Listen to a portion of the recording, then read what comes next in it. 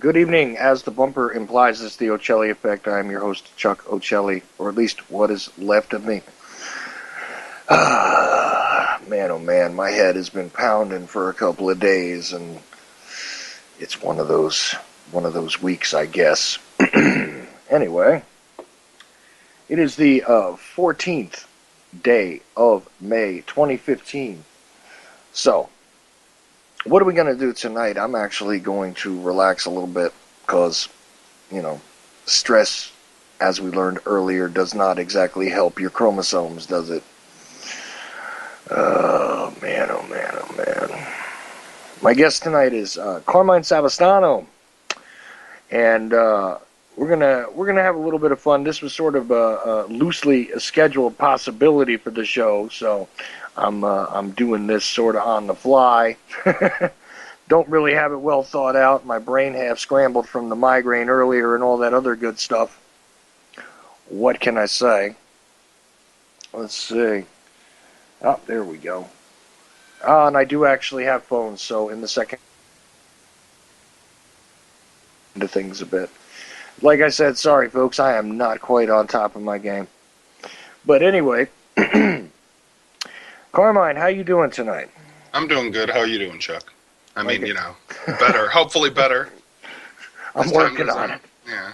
I'm working on it, but this is a chronic occurrence with these things, man, and just for the possibility that somebody out there is listening, happens to have a voodoo doll, happens to have the Chuck Ochelli voodoo doll. Can you lay off the nails at least till I get off the radio, please? Yeah. No, those headaches are no fun. I totally understand. No, man, they are not. So anyway, what are we going to talk about? Well, I did post on social media a little bit, not as much as I usually do, but I did get it out there. Hey, you got some stuff out there. That's a good thing. Yeah, I mean, we're gonna cover a couple things. We're gonna cover, the mob. We're gonna cover JFK, and of course, a few other interesting things that go along with that.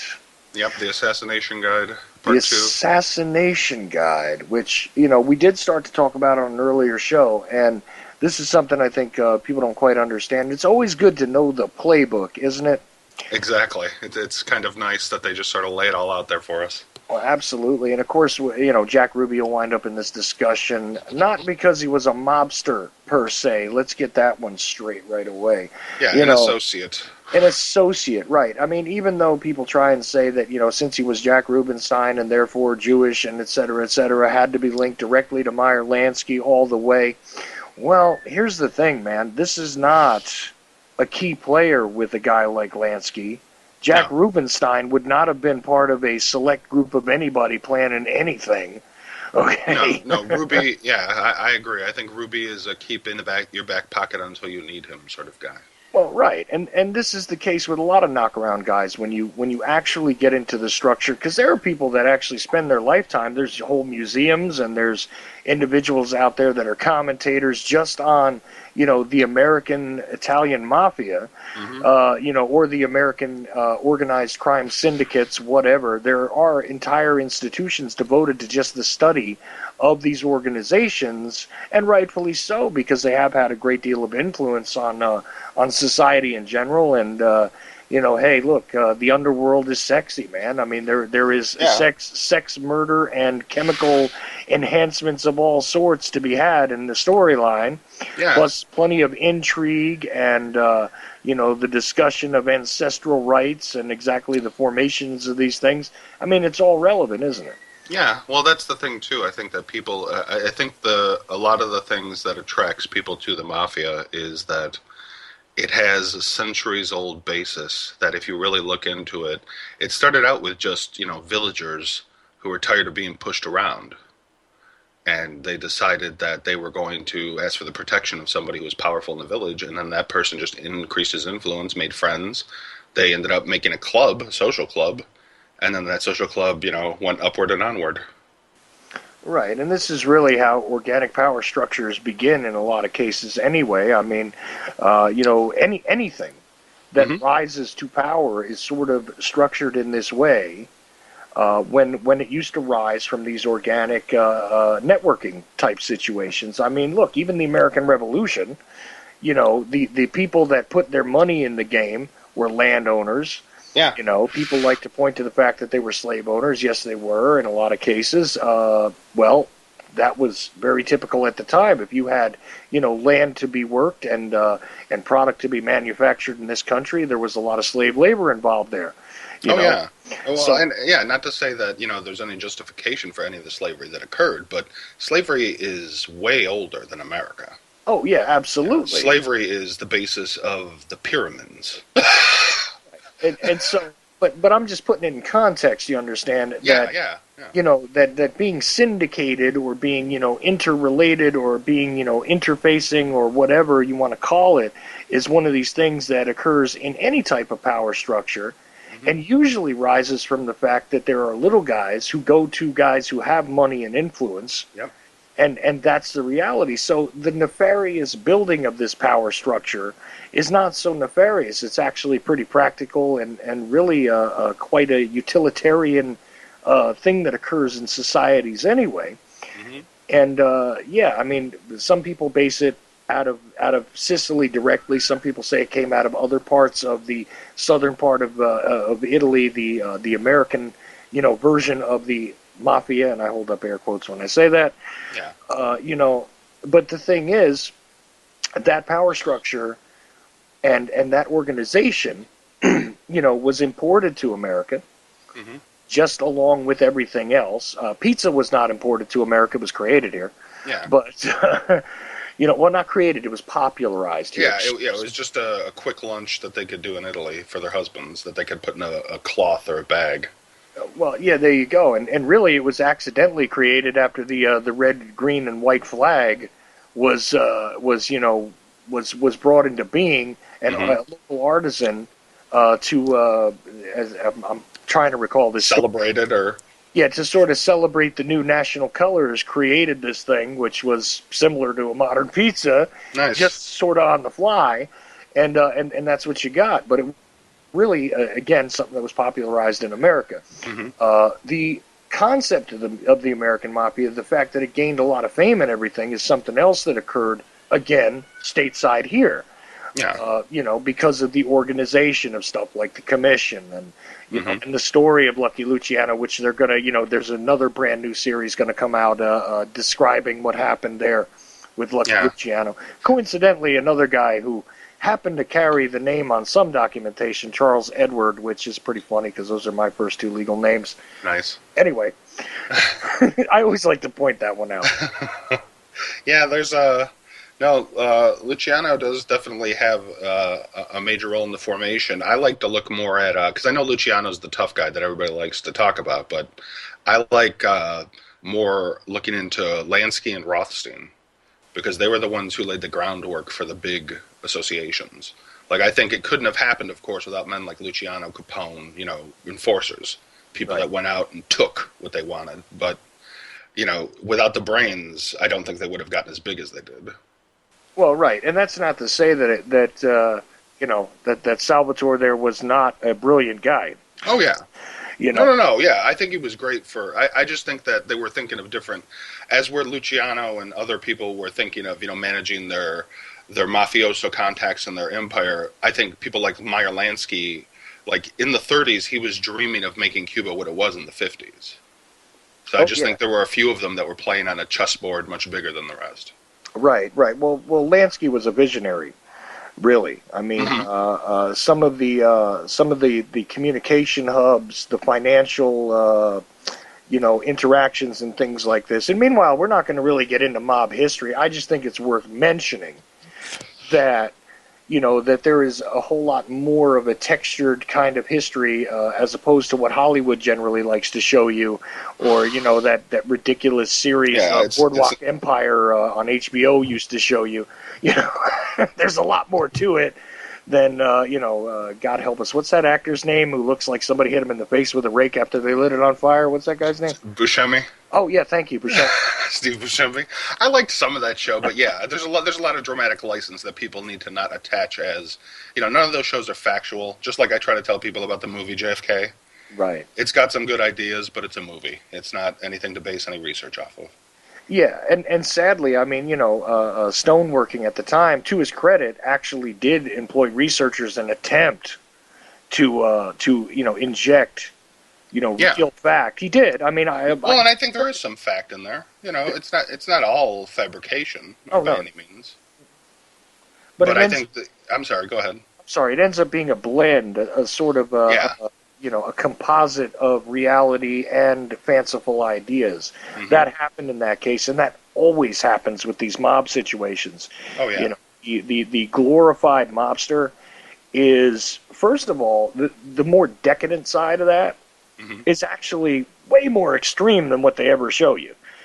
It's more limited. There's not a great number of these guys that live in the decadent, way that's more extreme. That's not the norm. I actually went to, just because I wanted to get in the head of some of these. It's not the exact guys, but more modern. They're let's say they're descendants as far as the mob goes. So I went to a couple DEA raid auctions where they raided guys in Jersey and New York, and they raided some guys in Sicily. And one of the things that was sold was it was made out of sterling silver. And it must have been, like maybe 1,000 pounds of sterling silver, and it was just a big bust of a cowboy on a horse. Yeah, stuff like that. Just something they wanted that must have been an ungodly amount of money, hundreds of thousands of dollars. How long are you really going to look at it? It's just sitting in your house. Yeah, you know what? That is a perfect illustration of a lot of the strange stuff that I've gotten to hear about over the years, because you and I, okay, not just because I almost hate to do this because it seems so stereotypical, but you and I, since we have Italian. We have Italian blood in us. We have had occasion to run across these actual individuals, which a lot of people speculate about and discuss. Exactly, from time to time. From time to time, we've done that, and may or may not be related to some of them. But nice, you more so than I. But the funny thing is that it's really based on a lot of misconceptions. Now, when we try to get down to real solid reality regarding these guys, first of all, you have to peel that away from people's understandings. Mm-hmm. The concept that, since Jack Ruby was Jewish, he was therefore linked to Lansky and had to be one of his right-hand men because he would have been given this great responsibility. Talk about building a straw man argument. Exactly. The fact is that Ruby is provably involved with some of these guys. Yeah. Oh, yeah. Definitely. But, the documents lead there. Right. But this is not like one of these guys who's a trusted, No. trusted soldier. He's not actually technically part of any particular organization per se. Which is perfect, because then you can't link him directly to being part of an organization. Well, right, because here's the thing.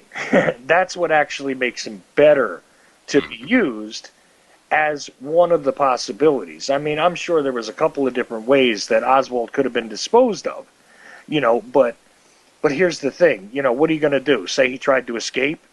Or how close? Well, and how close can you get? See, I don't think that the DPD would have been on board with whoever feasibly sent Ruby to kill him. So the only DPD member that we know through the documents that we've discussed prior was the guy who got talked to by the commission, the police officer who changed his testimony and said he didn't see Ruby when he did originally. Well, see, but here's the thing. When you take a look at, guys like Campisi and... Dean, Martin Dean, Dean was his name, P.T. Dean. Yeah, right, Patrick Dean, yep. Yeah. Patrick Dean definitely had all sorts of involvements, but there was tons of corruption regarding the police. I mean, if they didn't know Ruby, they knew somebody.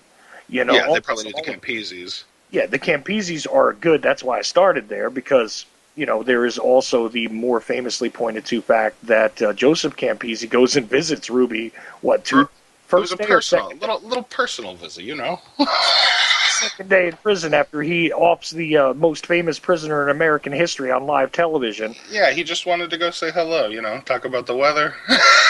So, forget about it.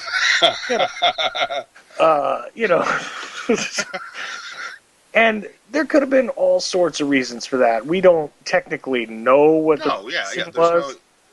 But I'm sorry, I just don't believe in that many coincidences.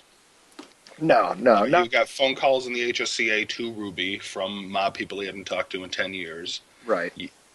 You add in the visit from the Campisi brothers and the close connections with the Campisi brothers. He knows 125 different cops at least on the police force. Oh, that's a very low estimate, sir. Yeah. Well, no, you know what I mean. Well, yeah, and I'm just saying that's what they'll say. That's what they listed in the HSCA. Well, and you know what? But again, really an understatement, because every time that I talked to one of the DPD guys, the retired DPD guys, from the 90s to say 10 years ago even, what you would find is they all seem to have a story about, maybe not themselves, but their wives, their kids, their brothers, their cousins. Somebody knew Ruby. Somebody seemed to always know Ruby. Even Wade. Wade would take great delight in telling.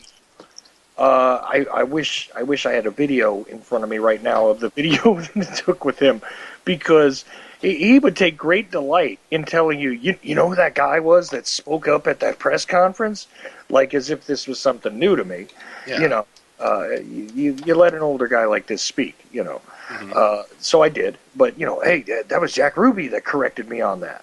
Why in the hell Jack Ruby? And this is the weird thing about Ruby, and why I always have trouble putting him in his proper context, is he's not the most extremely bright individual. He's not the most extremely important individual, but he seems to know things that he shouldn't know. He should not know. Okay, the Fair Play for Cuba Committee. Okay, let's just dial this back for the listeners so they understand what we're talking about. In one of the most famous pieces of film of Lee Harvey Oswald to ever circulate, they call it the not of Oswald, excuse me, one of the most famous pieces of film of District Attorney Wade to ever circulate. There is a point at which he's giving a press conference regarding Oswald. Okay, and this is always talked about. This has been cited, since the 1960s, as to, this is very bizarre, and rightly so. Wade is sitting there giving a press conference about Oswald, talking about how, we've got the evidence, he's the only shooter, all this different stuff. And somebody asks, was this part of a communist plot or something like this? And was he linked to any radical organizations? Because this was, of course, one of the, very first reactions of the American public, and the press reflected that this must be some part of some, nefarious communist plot took out the president, right? And Wade said, no, he didn't seem to be in any organizations except he was with the Free Cuba. He said it wrong. the Free Cuba, which there was an organization similarly named to what Wade was citing, but the district attorney who's gathering the evidence, being talked to by the police, being inundated with press who are giving him different leads, doesn't have the name of the organization. More than one voice does pipe up if you listen very carefully to the audio, but one of the voices that pipes up during that press conference and corrects Henry Wade is Jack Ruby, who says, no, that's the Fair Play for Cuba Committee. Exactly, which has always been my contention that shows premeditation. Well, and not only that, but it shows that he's informed about something, which, and, nowadays we can say, well, gee, that must have been, a well-known, pro-Cuban organization, Fair Play for Cuba, hands off Cuba, Nope. But here's the thing, at that time, put it in its context. Yep, it wasn't. Hardly anybody knew who the hell the Fair Play for Cuba Committee was. Well, and if you look at the documents, the interesting thing is that the people who did know were very interesting. It seemed to always be mafia people or Cuban exiles. Because you've got Ruby mentioning it then, but before, months before, in April, you had Richard Kane, who is the Cook County lead chief investigator and is also Sam Giancana's driver, mentioning the Fair Play for Cuba Committee trying to do a plot to kill the president. You've got the CIA talking up the Fair Play for Cuba Committee. You've got FBI informants talking up the Fair Play for Cuba Committee. And then you have Oswald creating a fake Fair Play for Cuba Committee chapter. Right. At the very same time that the CIA is trying to, engaged in a program to, guess what, infiltrate and discredit the Fair Play for Cuba Committee. Yeah. How many coincidences do we believe? Right. So you have J. Edgar Hoover, who is not necessarily on board with the CIA, despite what a lot of people seem to think. They were fighting each other as much as they were working together. All the time. There was, there was internal struggles, and we're now able to see internal documentation, which exposes the fact that our domestic police agency, as well as our alleged intelligence, our great intelligence hub, because remember, the Central Intelligence Agency was literally meant to be a centralized place where intelligence was collected, oddly enough, despite all the things that we've learned about it since. And I think they do that sometimes. Maybe, I occasionally do still make the joke about, whether it's supposed to be the cocaine importing agency. Or, nice. And listen. Corruption importation agency. Hey, look, it all works. You can call me Chuck. You can call me Charles. Nice. I'm still the same guy, but okay. You can call me Q-Bark. You can call me GP Ideal. Oh, no, that was the president. Oh, yeah. Right. Let's see. Okay, sorry, I was looking at a Skype message because I was thinking that we had something relevant to the discussion, but no, it's just another. How you doing? No, it's another FU from somebody who doesn't like what I talk about. Well, keep listening. Yeah, enjoy, and may your anger keep you warm at night.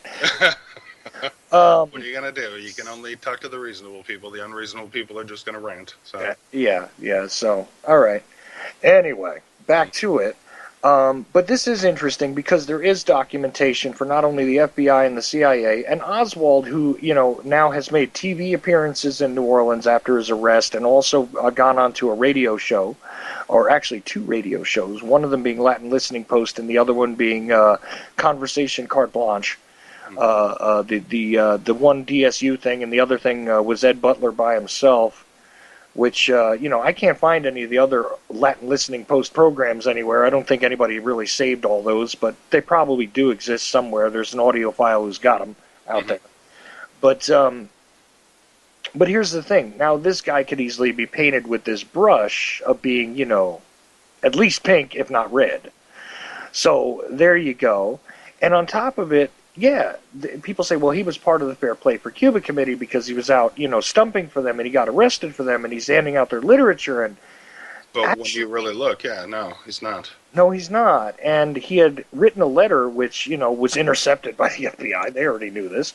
Uh, you know, Well, yeah, one of the funniest things I love when people say that they weren't watching him.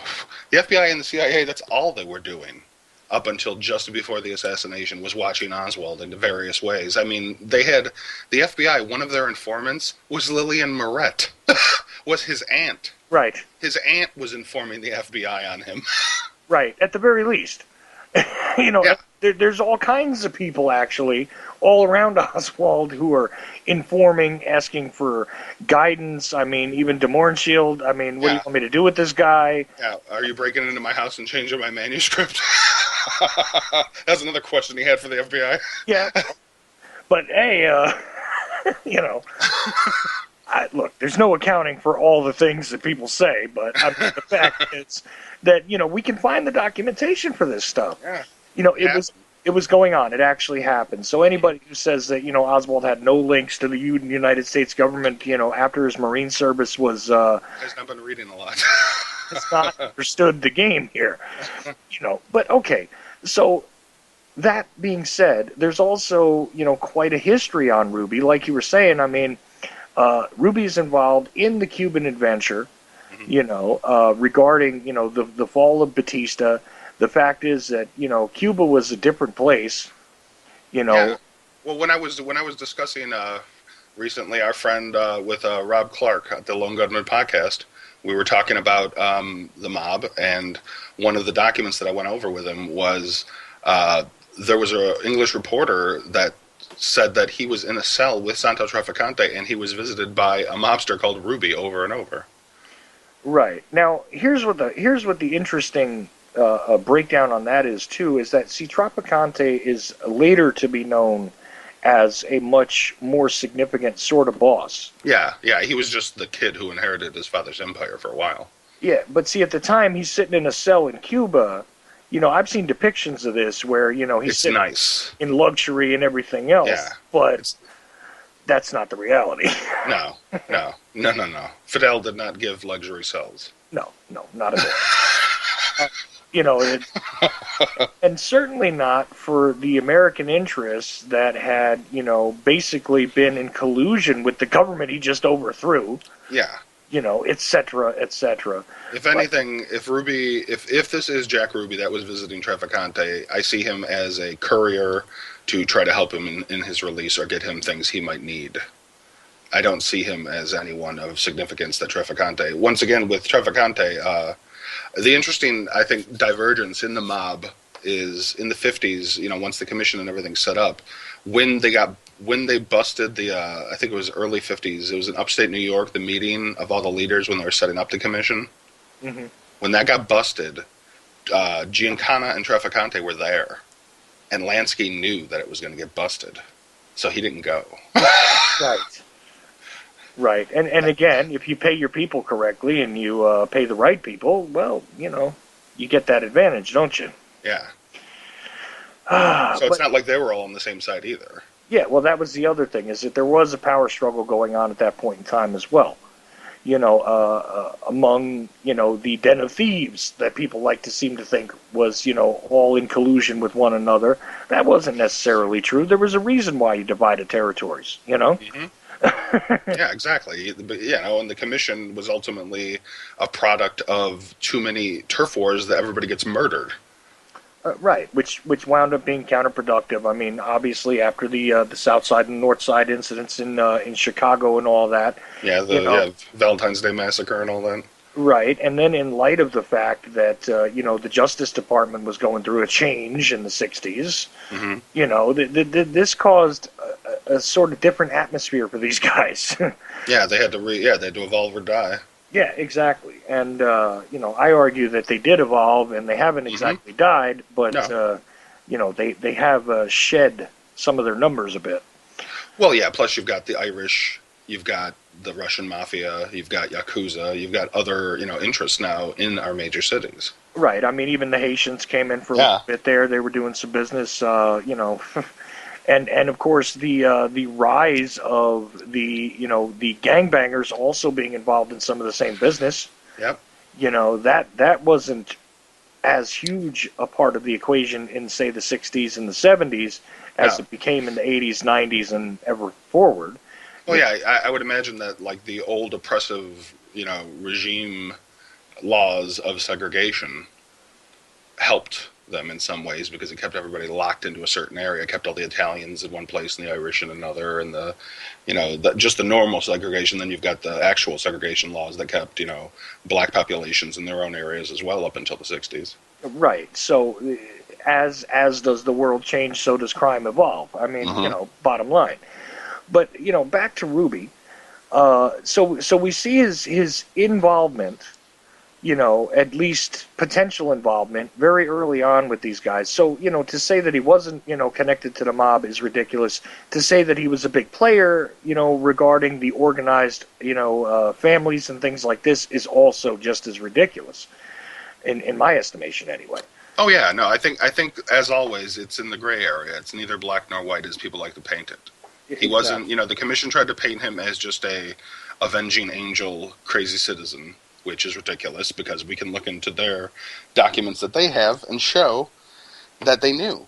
They knew that he worked with enforcers of the Chicago Mafia. They knew that he was put down there in '59 because of the Dallas police files. So he wasn't just some guy who wandered in and killed Oswald. It, Right. And what is also a little confusing to some people, of course, is the haphazard nature with which he disposed of Oswald. but was it? I mean, if you really think about it, was it haphazard or was it planned? Was it methodical? If you really look at it, I mean, if he's correcting Wade on Friday, we can safely assume not only the premeditation of the murder of Oswald is possible, but we can assume that he has been informed. Now, if he's getting the phone calls the week before from people he hasn't talked to in 10 years, there's also a reason for that. Hmm. Why is all this happening just before? Why does he stalk Oswald for 2 days? If he's such a passionate killer, you kill him. You don't wait. Right. Well, not to mention the fact that there's also the ridiculous notion that he's sending money to his stripper and When he just could have happens. sent anybody. I told Rob that. You could send anyone to do that. You don't do that unless you need an excuse to be in the area. Well, what's weird too is that the day before he sent her money too. So he Yeah. goes down to send her a little more money that morning, coincidentally. Which, And yeah, I think also detracts from the whole belief that it was just by chance he had to go downtown to send some money. he just shows up just on time for when the guy is being moved. I mean, come on. Well, And and yeah, one of the things is And that a quote well, from one of the people doc. argue. Well, hang on, because I'm people sorry. argue. I'm sorry. People argue all the time that, well, look, the cops didn't even know when Oswald was going to be moved because he turns around and requests a change of his shirt and this and that and the third thing, and all these factors come together and blah, blah, blah. But you know what? That doesn't take away the fact that one of his friends, because he was very friendly with a large population in that police force, could have just as easily said, man, you got like 5 minutes, get down here. Well, didn't he make a phone call on a payphone? Well, see that I've never been able to prove. I know he was at the Western Union or whatever that was, Mm-hmm. just down the street. And if you take a look logistically, Oh, okay, so that's just an assertion. No one's ever been able to prove that he made a phone call. well, I'm saying that I don't know it. Mm-hmm. It's possible that there are people that know things I don't. But Well, yeah, yeah. but I've never seen that. I have only seen that you can prove that only minutes before he was making that transaction and was sending that money to his stripper, who's been given a couple of different names. Of course, now we know exactly what her name is, but it escapes me at the moment. But the thing was, we've seen that the timestamp on that makes sense that he only could have shown up moments before this guy was transferred, when he was still coming through the hallway, and we now have the footage of him coming through and getting ready to go out that door for his last ride. But what's interesting here, to me, is that it's not an execution style hit. It's like he's hitting the gut. Now, Yeah.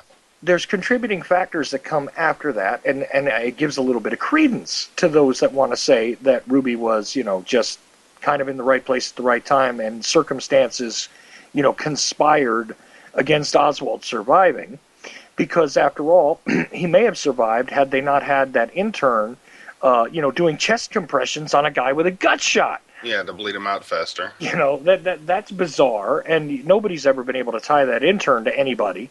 Well, not to mention the crowd, though. You also got to factor in the amount of extra time it's going to take that he's bleeding out. Oh yeah, but there was all of that, and part of that being done by the Dallas police because they had one of the exits basically blocked off by that armored vehicle, Mm-hmm. and then of course there's the whole confusion that was caused by the lighting overhead, which they had from the TV, for the TV and all that stuff. This caused a lot of confusion and everything else, and I think allowed the circumstances to happen. And it would take, those that say, well, if you have to set it up, you would have to think of all these different things and involve all these different people. But that doesn't really stand up. Yeah, no, and in my opinion, that's a straw man argument because no, you don't. I mean, we saw how it happened. All you need is one guy with a gun that gets in, walks up, and shoots him. The end. It doesn't have to be a big, long, protracted plot. You just know when he's going to come out. You send a man up with a gun. Here's another thing that's always struck me strange is when people try to say he was a passionate Avenger. If that's true, why didn't he shoot more than once? Well, a passionate Avenger empties the clip into the guy who he's avenging against. Well, yeah, but I mean, there was a decent amount of reaction time. Ruby kind of overran him a little bit. If you take a look at the footage and you slow it down, he kind of overran him a little bit, pumped the one shot, and went forward. And and listening to like Graves and Lavelle talk about it. Which, by the way, Elsie Graves and Jim Lavelle are the two cops who are handcuffed to each of Oswald's sides during this event. These guys basically said, it seemed like he was still trying to shoot more and stuff like that. So all of that I find, somewhat plausible. But the fact is that, it doesn't necessarily mean that this was the end of the plot to get rid of him anyway, because there could have been, other plans here. I mean, the way these things usually go down when you got to dispose of a guy is you don't just set up one plot and if they escape it, it's not a Hollywood movie. It's usually like, listen, we're going to do this, and if that works, great. And if that doesn't work, then we're going to do this. Then do this. Even criminals think with contingency plans when they got something they absolutely have to get done. Yeah. It's not just the CIA that does it. And, and tying Ruby to the CIA and all this other madness becomes very strange when you take a look at the character he was. Yeah. Yeah, in discussing it prior, my feelings on Ruby are, right now anyway, is that he was a failsafe. Ruby was the last line of defense, and not to say that the Mafia had any hand whatsoever in the assassination, but that someone in the Mafia was notified that if someone was told to be killed, Ruby was to kill them. That's it. He's a backup plan. If Oswald doesn't die at the hands of the DPD, that's someone I would contend would assume it would happen according to what happened with Tippett, then Ruby is there to make sure that he dies. Well, see, there you go. And it's not to say that Ruby was the only backup plan. No, there could have been others, but I think he's the one we know about, the one that came forward and did the job. Yeah, well, and therefore no need for another. Yeah. I think Oswald would have definitely died in custody either way. Like I said, a very plausible explanation could have been he attempted to escape. Yeah, hung himself in his cell, the usual. Hung himself in his cell, and who's to argue with it at that time, right? Even if other criminals would have killed him. If they put him in general pop... Well, yeah, that's another thing, is that, a patriotic criminal killed him, and the American public would have bought that too. Yeah.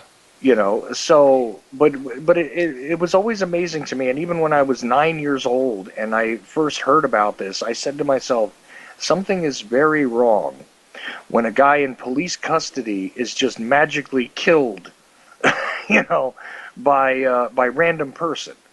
You know what I mean? Who just shows up. It just never sat right with me.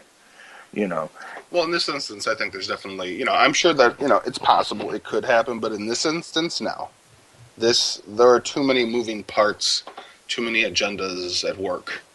This isn't just a series, and, I'm sure we'll argue with people about it, but if you look at the evidence, and it's the official evidence, so officials shouldn't have much to say, it's what they've given us, that illustrates these agendas, that shows that Ruby is not just the person that they tried to paint him as. I mean, officials even had the documents that they didn't release to the public that showed he wasn't. Mm-hmm. But that didn't conform with what they needed the American, the cover-up that everybody calls it, the story that they sell needed to, as the document from Helms that talks about the purposes of rebutting the commission's critics, the CIA document, they had something to sell, and the American people needed to buy it, and people that didn't want to buy it needed to be discredited, and that was it. Well, and that's why I think the alternative theory, and this is why I'll forever be angry with the HSCA, because, a guy like Blakey comes out and basically says, okay, I know that we just came up with the idea that it was a conspiracy, and, we can't quite figure out who, along with Oswald, pulled this off, but, okay, end of investigation. On top of it, though, he comes out right afterwards with The Mob Did It book, and it's like, what are you kidding me? Well, and now you notice in some of the specials that he's been in, he doesn't say that much anymore.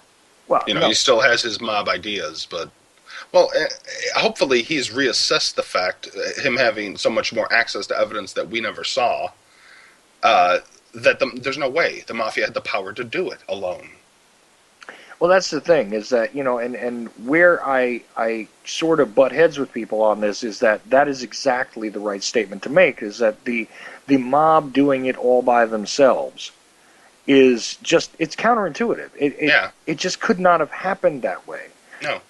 It's like imagining me taking out an army of Green Berets. Is it, somewhat imaginable? It's possible, but it's highly improbable. But it's highly improbable, yeah. I mean, I simply don't have the weaponry and the skill set.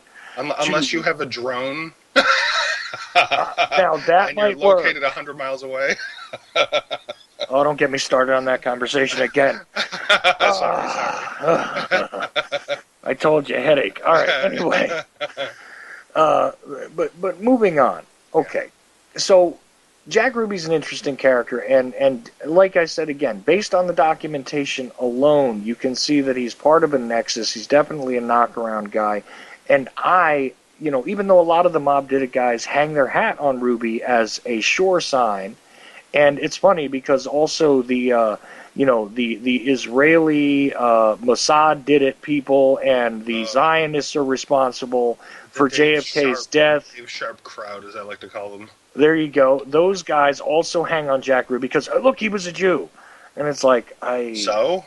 Meyer Lansky was Jewish too. What's that got to do with anything? Yeah. And there was Italians, and there was Irish, and there's all sorts of people involved. Yeah, well, let me tell you this. If Meyer Lansky was responsible for the assassination of John F. Kennedy, he would have been in Australia at the time it happened. Exactly. Okay. And, with about 1,000 witnesses to his whereabouts. Exactly. Because which is why I could see Lansky going for a fail-safe scenario. I could see that. But I don't see, people always try to say that it was Giancana, Marcello, and Trafficante because of the possible plot in Chicago, a possible plot in Miami, and what happened in Dallas. Right. Now, I don't go with that. I think that Marcello could have been working with Lansky as far as the fail-safe, but he's the only one I really see that could have been working with him because Trafficante hated Lansky. Right. And Trafficante was not in a position to lead a plot in Miami. I hear people talk about a plot, but other than the anti-Castro Cubans, I don't see all the evidence of this plot that's supposed to have happened in Miami. I mean... Right, and of course this is where they get into the whole discussion about the thing about the high-powered rifle from the office building, which is just Miltier talking. Which is Miltier talking, and look, if you want to dissect everything Miltier was doing, he was raising money for all kinds of stuff that he wasn't even ever planning to do. Yeah, he just wanted to make some money. I mean, if you want to look at something that's more direct about what he was actually involved in activities, I say again, you look at the King assassination, he was actually raising money, allegedly, to recruit an assassin. Yeah. Okay, that has a greater correlation than does to the JFK thing. That being said, it doesn't mean that there wasn't a plot in Miami. Oh It's yeah, just that no. you're looking at the wrong players here. Yeah, I think they're looking at the wrong players, and I think that there's a lot of rumor and speculation, but there's no evidence that's really been offered of it. Trafficante had other things to worry about. He had just become boss in the 50s when his father died. Right. So he was still consolidating power, and he was still trying to get Cuba back online. Cuba was huge income for him. Like the reason why I can see them, at least in this fail-safe role and wanting to be involved, is not only do we have all the evidence of them trying to help the anti-Castro Cubans take back Cuba because they want their casinos back, but it was a revenge. It was a vendetta because Castro had, he had stymied their profits huge. They were making $100 million a year. Right, and also Tropicante was also faced with all of those exiles and everything else pouring into that area now. Exactly, and trying to take pieces of stuff that he controlled. Right, and they were coming into their own and trying to consolidate, as immigrants do when they come to a country, right? So there was a whole new range of businesses and owners and things to get pieces of and to get a handle on. This guy was busy, folks. Exactly, he didn't have time. Yeah. To be sitting down at a bunch of meetings. And honestly, for the most part, besides Lansky, maybe Marcello, because Marcello was feeling the direct effects of the Kennedy Justice Department, the other two were never really targeted directly. I mean, their businesses were, but they had other issues to deal with rather than the Kennedys. They certainly did. They certainly did. So I'll tell you what, we're gonna let this one go. I kind of went longer on this scenario than I wanted to. Well, but, it happens. Listen, it's one of these things that we could actually just do entire shows on and focus and go document by document. But I want to get to another document which we have touched upon in an earlier broadcast, but bears reexamination. Yep. Which I love this thing. One that should have been destroyed that it wasn't. Yeah, here's an example of something we should have got rid of that we did not. Yes, sir. Yeah, whenever people say, yeah. And I know you've had the same argument. When they're like, there's no way they've not destroyed that. Yes, there is. There absolutely is. I mean, they always seem to forget something. I point all the time, we would not know really about MK Ultra without the fact that Dulles forgot to destroy the financial records. Yep. If he had done that, we might not know what we know about MK Ultra today. Exactly. But it was like, these are just financial notes. The massive amount of paper being generated at that time. Nowadays, it would be a slightly different scenario. You'd have, electronic data, which has, a whole different nature to how it could be copied, mirrored, transported, etc. But at that time, still dealing in paper and phone lines and stuff like that, it was a different landscape. So they had to actually produce literature. And one of the wonderful pieces of things that I just love to hear you talk about is this assassination guide.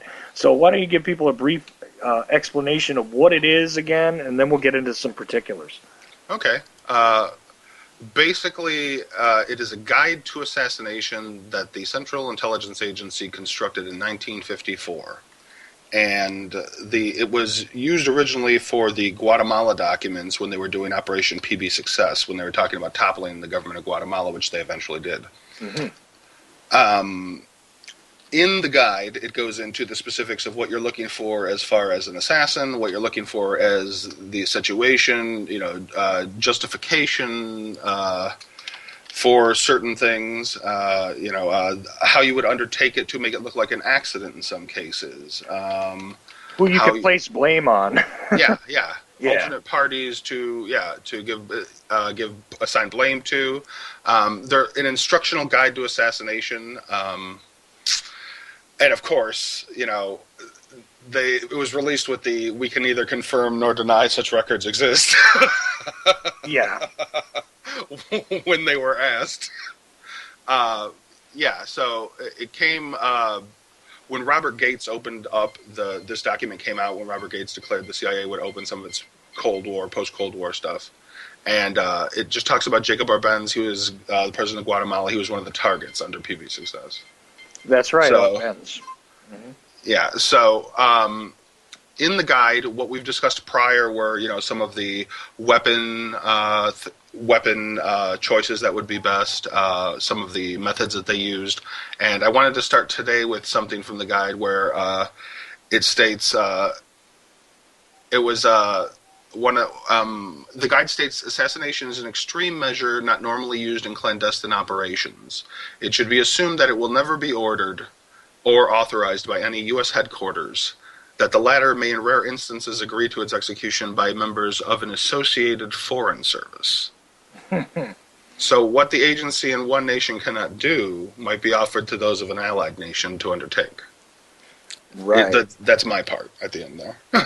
Right. No, you're explaining what it is that we're looking at here, and what's also fascinating is that this is the very same guide that also talks about the recruitment of criminals, doesn't it? Indeed, it talks about the recruitment of mafia and criminals to be used as expendable people. It goes in so far as to talk about the type of patsy you want, the different types of assassin, lost assassin, guarded assassin, different types of targets. I mean, it's the nuts and bolts of how to kill someone and get away with it. Right. And this is produced by who again? The Central Intelligence Agency in 1954.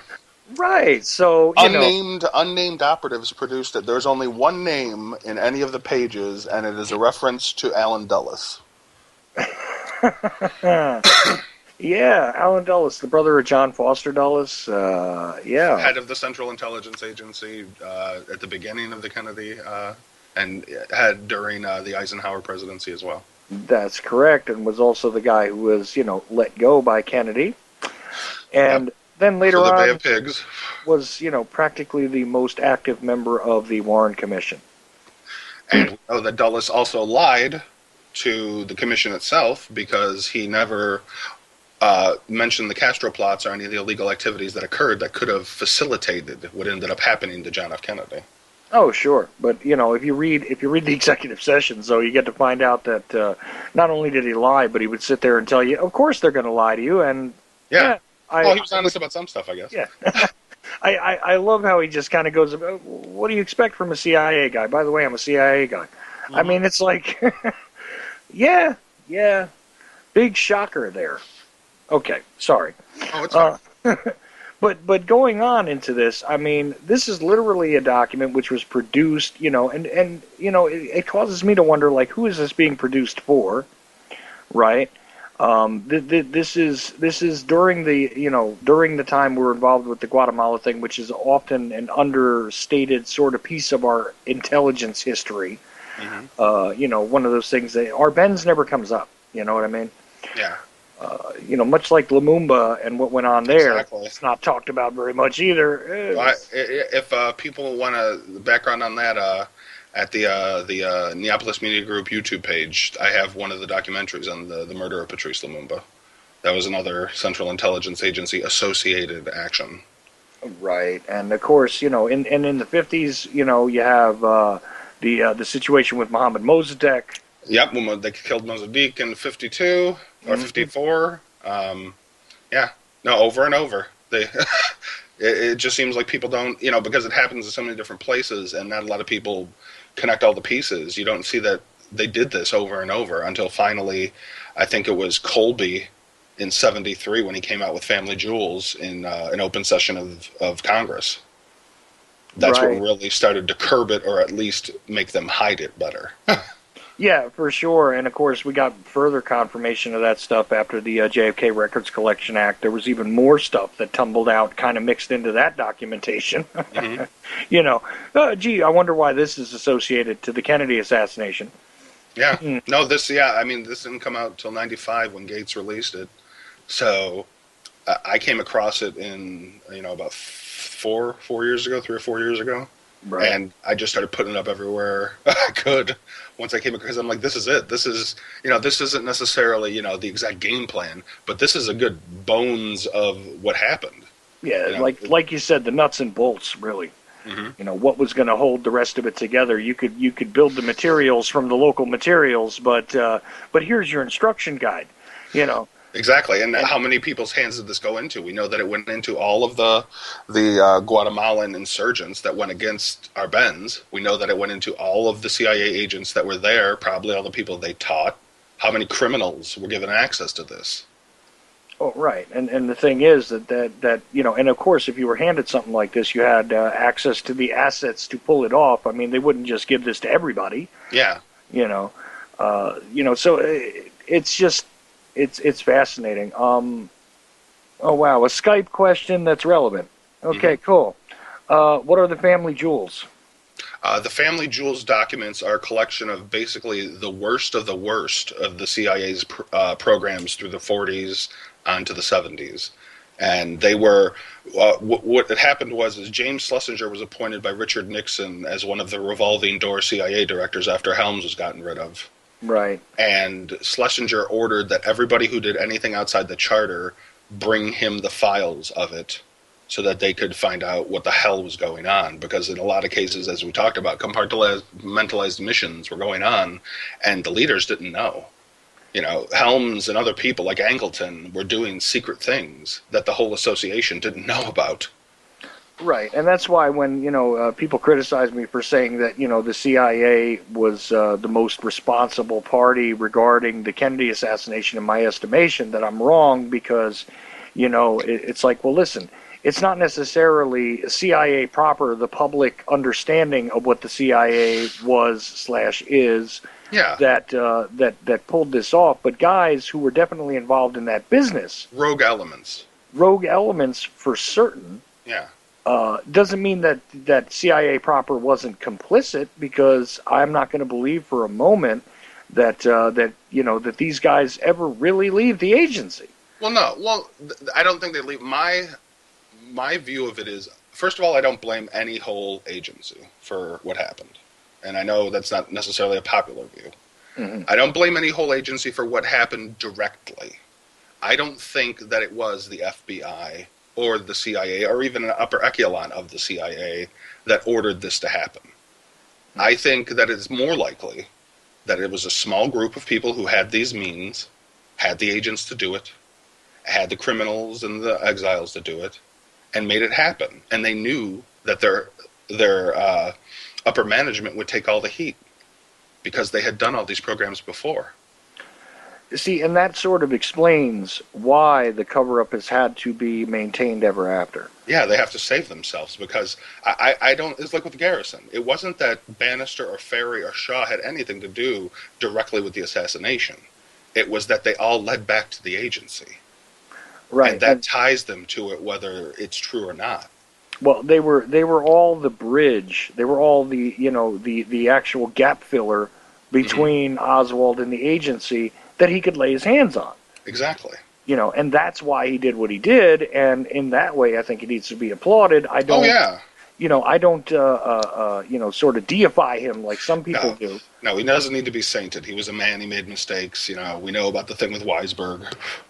We Oh know yeah, that underhanded things were done, and what he was facing. I understand the need for it at times. I do, hmm but we can't not say that was the wrong thing to do, and that means that he did make mistakes, like everyone does. oh yeah, absolutely. I'm, not the infallible Jim Garrison, but Yeah, definitely, the man, Jim Garrison. yeah. On balance, I would say, if I had to give him a thumbs up or a thumbs down, I give him a thumbs up. Oh yeah, no, I applaud his efforts. I applaud everything that he was able to accomplish, but I don't think that, as some people do, he is the end all be all of this case. No, yeah, exactly. I feel as though probably that was the closest thing ever brought into a courtroom. Yeah, he was the highest official to ever try to really do something. That's absolutely true, and you can't really argue with that. I mean, no matter what side of the issue you're on, who else actually made an effort? I mean, at the end of the day, these hearings in in the House and the Warren Commission, as it was, what were they going to do? Nobody was going to be prosecuted or blamed directly. You know what I mean? Nobody was going to be punished out of this. I mean, the Secret Service got admonished. It was a holding pattern, in my Yeah. opinion. For a lot of it was a holding. I think there were people trying. I think that you had people like on the commission itself. You had what was his name? I think a lot, for as much flack as people give him, I think McCloy was trying a lot. I think that John Sherman was definitely a good man who was stuck in a horrible position, and he did dissent from the single bullet theory. He did dissent from the most ridiculous claims of the commission. But Right. ultimately, it was Warren. With Warren's, and Warren was a pawn too. Everyone wants to blame Warren. Warren was a liberal, first of all. He was not some right winger. Right. He was very liberal as far as he was one of the people that was pushing through desegregation. The John Birch Society was trying to have him thrown out of office just like Kennedy. Right. So And I'm sorry, you were saying? sorry, Russell is another figure who dissented. Yeah, yeah. Oh, definitely, yeah. There was dissent to be had. And Russell was Johnson's mentor. Yeah, that's true. And but still, there was dissent to be had there. It's just that honestly, a lot of these meetings were seemingly, if you look at the transcripts again, run by Dulles. With Warren just letting him run wild. With Warren not really adding too much to it, right? Yeah. And that's why I really want to get more at the story of Adams, because that was supposed to be Specter's partner. Mm-hmm. And that whole scenario is weird because he just kind of showed up a couple of times and never came back. He was because he saw what Specter was doing. Yeah, he was the senior counsel that was supposed to be attached to Specter. Mm-hmm. And Specter basically was a one-man team, whereas everybody else was in twos. And this also makes him kind of unique in the history of the Warren Commission. Well, I think Adams made the proper choice, considering what Specter did later with Siebert and O'Neill's testimony, that he denied that they took notes when they obviously did, and even in the ARRB, they confirmed that was a falsehood. Yeah, right, exactly. And, of course, they re-interviewed Siebert and O'Neill, too. But, oh well. Anyway, back to the assassination guide, though. Right? Yes. Back to the assassination guide. So I wanted to start out with, I wanted to begin with this thought, which I wholly agree with the agency. This is a rare point of agreement that I have with a part of this guide, and it is, murder is not morally justifiable. Okay. That's under the justification section. I wanted to stress that for everyone. Yeah, murder is not. It's kind of, and I don't blame you for laughing as you read it out of the assassination guide, but exactly. But go ahead. Yeah, murder is not justifiable. Yeah, so they state murder is not morally justifiable. They state self-defense may be argued if a victim has knowledge which may destroy the resistance organization if divulged. Assassination of persons responsible for atrocities or reprisals may be regarded as just punishment. Killing a political leader whose burgeoning career is a clear and present danger to the cause of freedom may be held necessary. But assassination can seldom be employed with a clear conscience. Persons who are morally squeamish should not attempt it.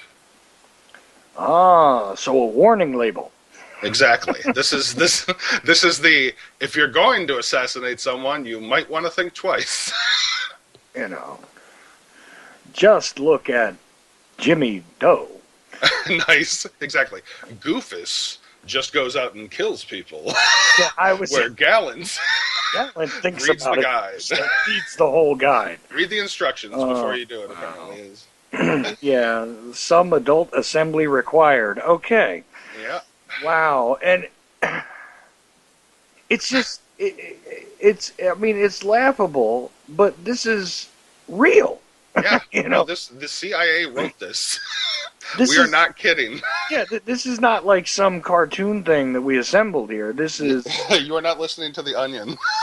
Yeah, this is literally what was in there, and so where do they go from there? Actually, after going, hey, look, you might want to think about this, and only used.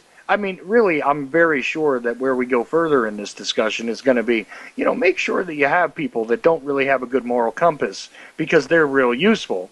Oh, yeah. Okay. The techniques employed will vary according to whether the subject.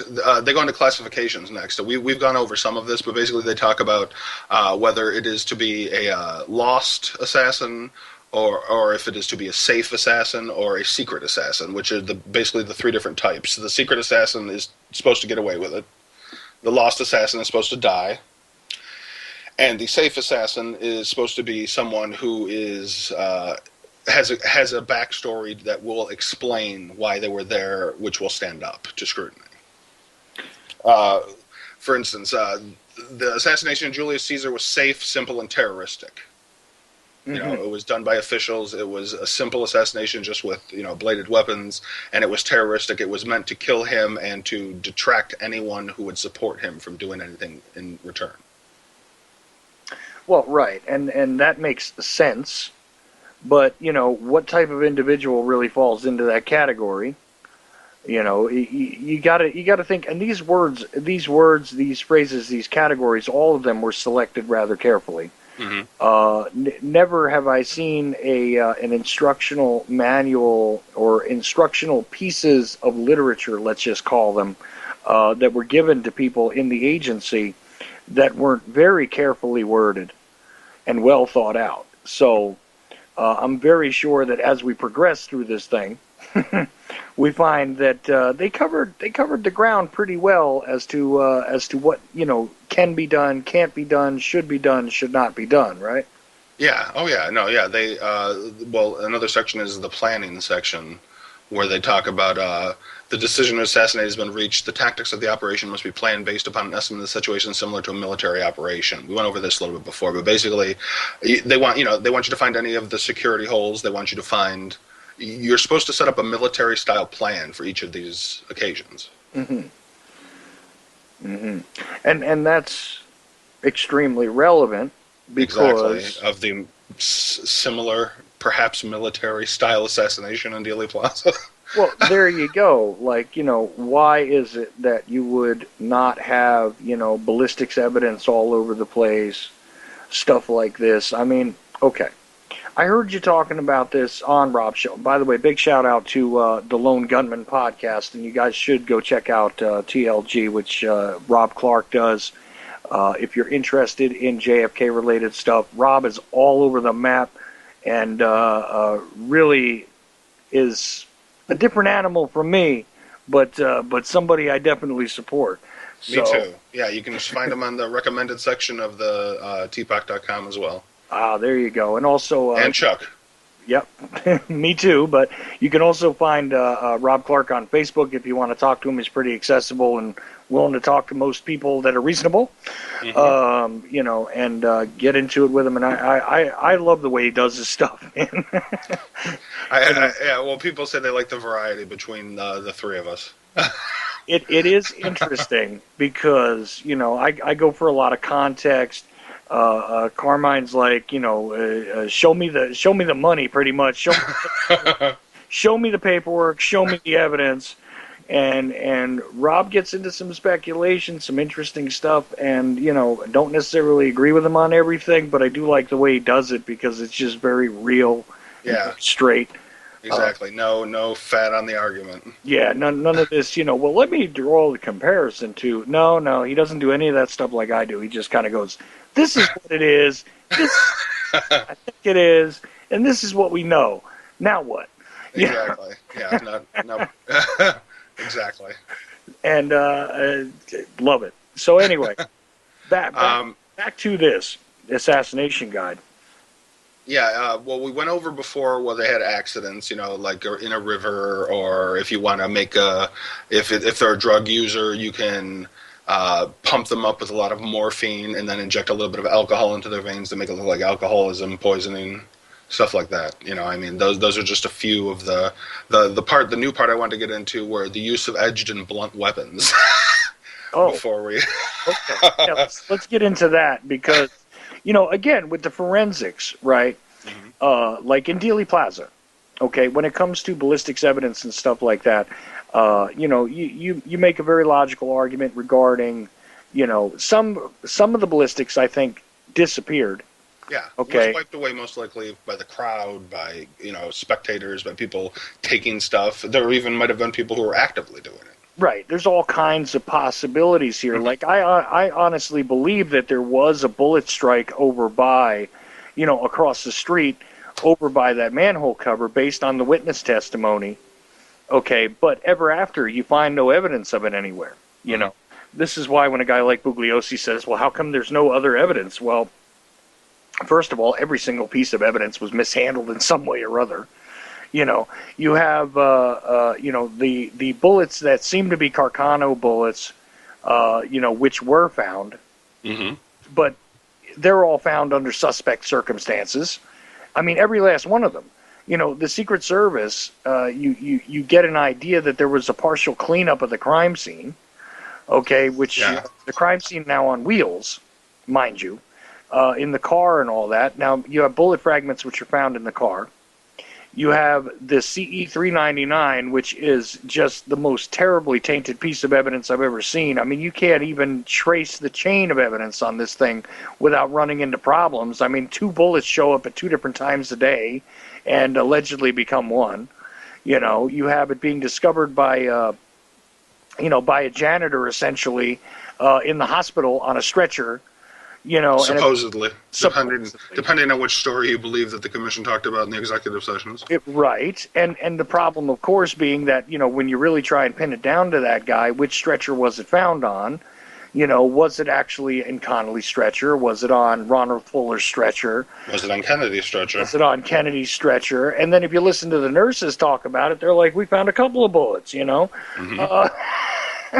And where are those? Well, and as far as 399 goes, out of 6 people, only 1 thinks it's the same bullet. The rest cannot be sure. In the chain of evidence. Exactly. So there is no chain of evidence. Right. There is none. That's what the problem is. But let's just assume for a moment that it's real and you got Carcano bullets. People that talk about the use of the fireball, and of course, this is in support of the James Files thing, and wah wah wah. Well, there's all sorts of problems there, but okay, it's a frangible bullet. You're never going to find the pieces. There's no evidence of this damn thing. Exactly, and there were pieces. We saw all of the things that they talked about being the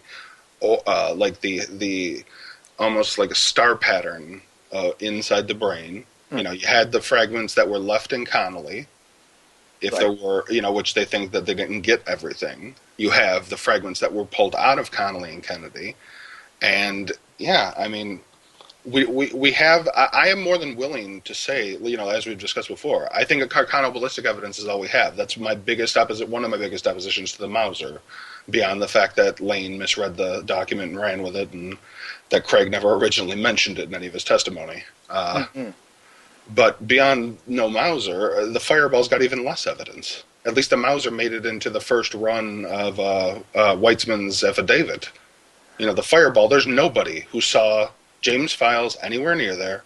There's nobody who saw a guy with a handgun firing anything, and there's no ballistics evidence of it. And when you add up all the other inconsistencies in Files' story and the fact that he supports the master myth of Judith Baker, bye. Yeah, right. It's another myth. Right, and that's the truth. But, okay, so again, going back to this, though, they do cover how to deal with forensic stuff that's going to come up, and this is pretty interesting because, not all the time is a firearm used to dispose of people. No. So other misadventures can occur that you can make look like accidents or organic incidents where they got into, a fist fight with their neighbor, and all of a sudden their neighbor decided to take out a machete and take their head off or something like that. Oh, yeah, no, there's all sorts of ways you can explain what happened. Oh, yeah, there's plenty of cover stories available, but this guide actually goes into how to deal with blunt and sharp objects being utilized as the actual tools of assassination. Yeah, if you want to, I'll throw in the drugs section, because I didn't really go into that specifically last time. Oh, yeah, absolutely. Let's go into that, because, a lot of people have had these, misadventures with drugs allegedly in their system. Yeah, and I'll just knock all 3 of these together. Yeah, please do. So for drugs, it says, in all types of assassinations except terroristic, drugs can be very effective. If the assassination is trained as a doctor or nurse and the subject is under medical care, this is an easy and rare method. An overdose of morphine administered as a sedative can cause death without disturbance and is difficult to detect. The size of the dose will depend upon the subject who has been using narcotics regularly. If not, 2 grains will suffice. If the subject drinks heavily, morphine or similar narcotic can be injected at the passing out stage, and the cause of death will often be held to be acute alcoholism. Specific poisons, such as arsenic or strychnine, are effective, but their possession or procurement is incriminating, and accurate dosage is problematic. Poison was used unsuccessfully in the assassination of Rasputin and Colohan, though the latter case is more accurately described as murder. Mm. That's the drug section. Edge weapons. The guide states puncture wounds of the body cavity may not be reliable unless the heart is reached. The heart is protected by the rib cage and is not always easy to locate. The guide laments that abdominal wounds were once nearly always mortal, but modern medical treatment has made that no longer true. Oh. Absolute reliability is obtained by severing the spinal cord in the cervical region. This can be done with the point of a knife or a light blow of an axe or hatchet. Another reliable method is sever both the jugular and carotid blood vessels on both sides of the windpipe. Right. So listen, if you're gonna go hacking at somebody with a sharp object, it's good to get them in the neck. And here's where, yeah. This is where the old phrase of somebody gets it in the neck comes from. Is that this is a rather effective way and requires an immediacy when it comes to a medical treatment, and it's true. Stuff like gut shots, again, like I pointed out with Oswald, at that point in time had been, relegated to the survivable category, whereas 50 years before or 100 years before, they were almost always fatal. I mean, hell, a splinter could have been fatal to you depending on what kind of access you had, to a knowledgeable person to deal with it. So, yeah, okay, it laments that actually, medical treatment might make stabbing somebody in the gut, not so effective. Yeah. And this is part of the problem with, like, say, because people think of it, after watching stuff like, prison movies and things where people just kind of get air-holed in the lung region. And, yeah, that works. But the reason why that works is because there's no real immediacy to getting a prisoner treated necessarily in a lot of cases. Whereas if you're talking about a political leader or a person of importance in a foreign nation, that you do not want to live. That you do not want to survive your assassination attempt. Yeah. This changes the scenario, doesn't it? So, okay, again, an A for intellectual strength regarding strategy. Yeah. Oh, yeah. Yeah. You got to give it to them. They really thought it out.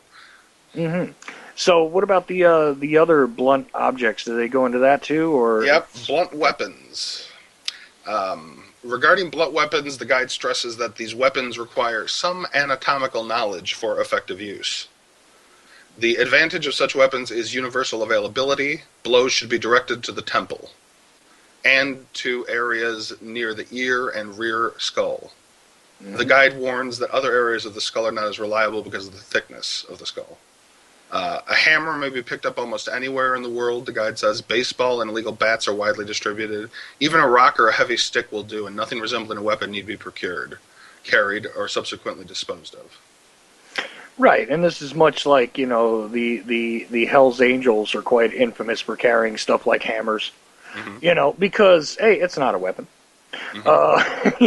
Exactly, I was building a shed. I was building the shed. It happened to be red. Nice, exactly. I painted it red, and I got some red paint on my hammer. Yeah, no big deal. This is all very sensible. Of course, what they're suggesting here is that, you don't necessarily need to use something that resembles a weapon as a weapon. Like... And then you can just toss it down. I mean, really, who's looking under rocks in the forest? There you go. I mean, a rock, a fairly sturdy tree limb, something like that. Whatever, you can cast that into the woods, and who's going to go looking for a particular, busted tree limb in some woods that are filled with other busted tree limbs, stuff like that. Something that's naturally organic to the area. Or have a campfire, and then you don't have a weapon left. I guess, you know what? Didn't think of that one, but that makes too, doesn't it? I once...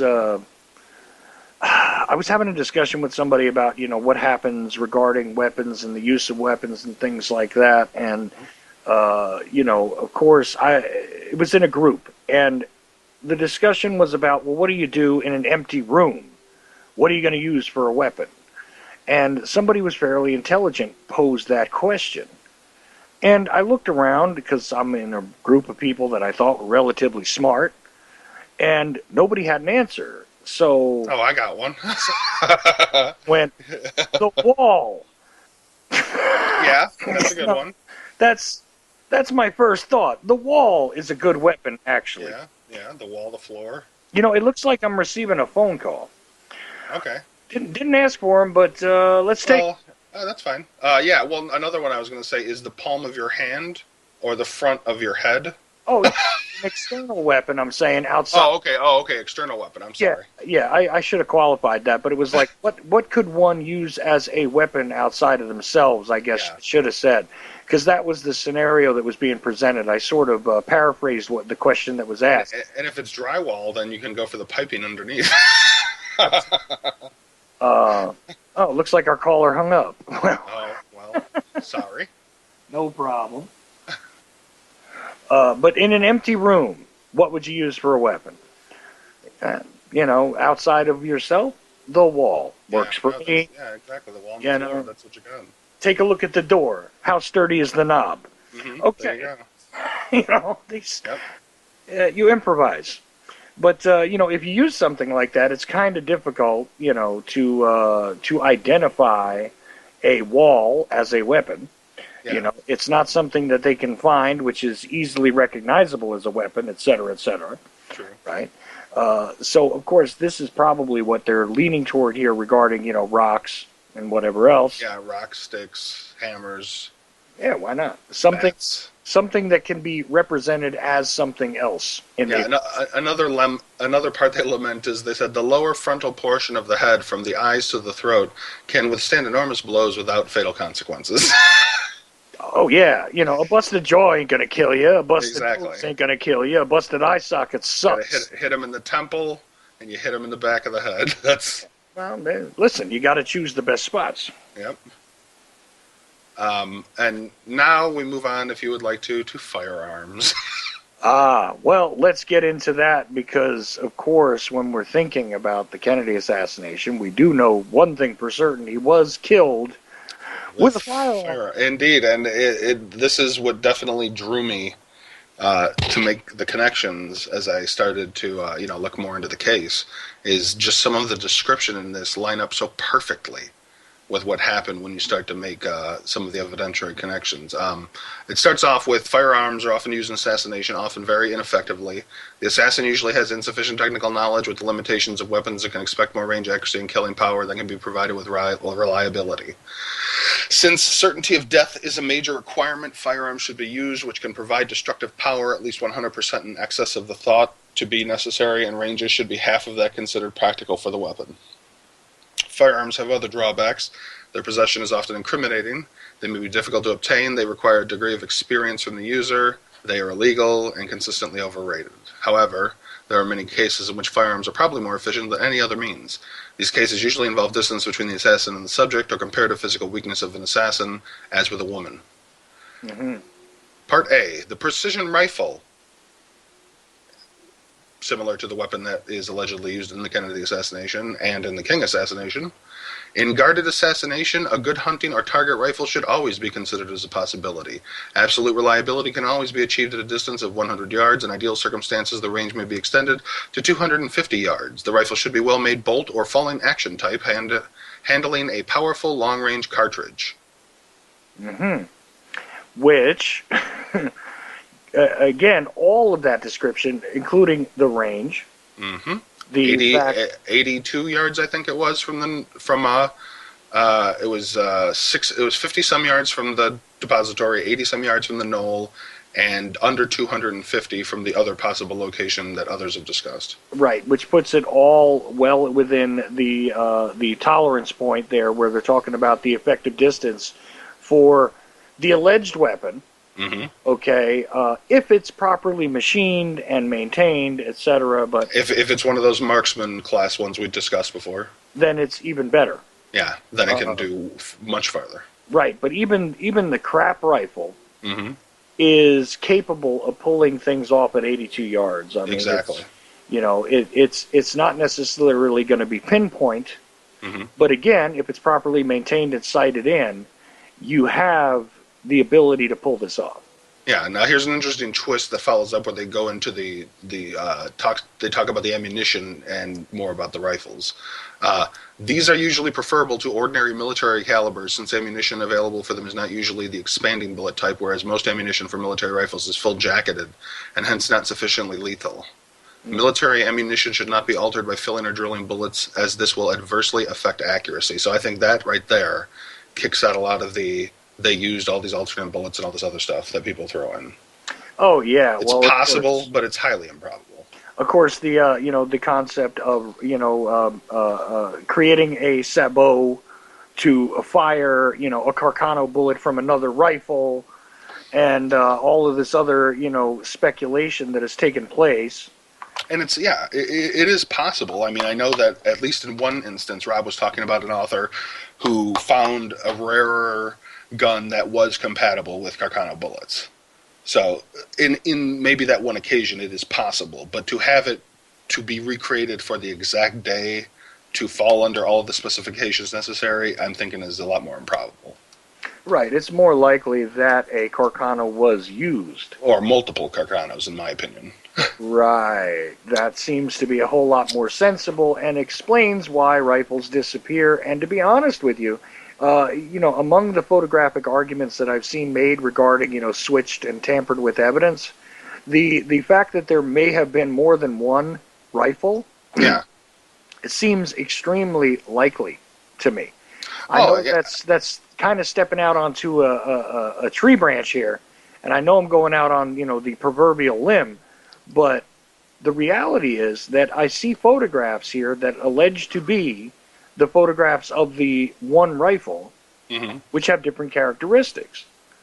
Well, yeah, and I also think, like I said, I'm not a photographic specialist, so that, I'll go with what, if you say you see them, I believe that you see them. I don't know if we can get if we got the originals, we could probably make a more definitive claim on it. I think that it is possible, but also, just like in all the other cases, I guarantee you they had a test gun. Mm-hmm. And how many of the pictures were taken of the test gun that got mixed in? Kind of like with the two sets with the medical evidence.